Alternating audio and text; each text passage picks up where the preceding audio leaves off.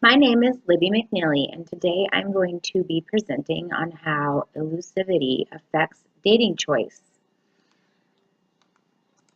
It has long been thought that when it comes to attraction, the woman who is hard to get is a more desirable mate than is the woman who comes across as overly eager. Testing this popular folklore, researchers conducted 5 experiments that aimed at demonstrating how male suitors prefer hard-to-get dates over easy-to-get ones.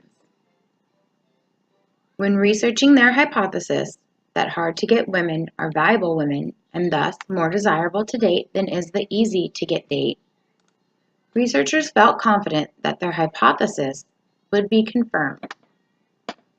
However, all 5 experiments failed to support the original hypothesis on attraction for the elusively hard-to-get woman. The theoretical rationale underlying the 5 failed experiments included several psychological theories that could potentially account for the phenomenon in question.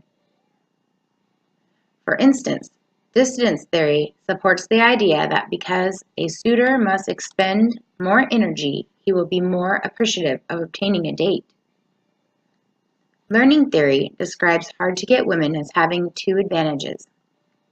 First, frustration can increase drive, resulting in the impact of sexual reward being maximized when frustration is inducted and then relieved. Second, hard-to-get women may be associated with value, which causes an increase in competition for socially desirable dates. As an extension of Schachterian theory, both psychological arousal as well as a setting that contributes to the individual concluding that arousal is due to love are required in order for a suitor to experience passionate love. While the rationale used to conduct these experiments seemed plausible, as I mentioned before, all 5 experiments failed to confirm the hypothesis. 2 experiments failed to show outside observers as viewing hard-to-get individuals as especially valuable, while the other 3 experiments failed to show suitors as viewing hard-to-get people as especially valuable. Alas, researchers found themselves back at square one. After re-interviewing male students, new advantages and disadvantages of both hard-to-get women and easy-to-get women were revealed. For instance, the students felt both kinds of women were equally frightening and desirable.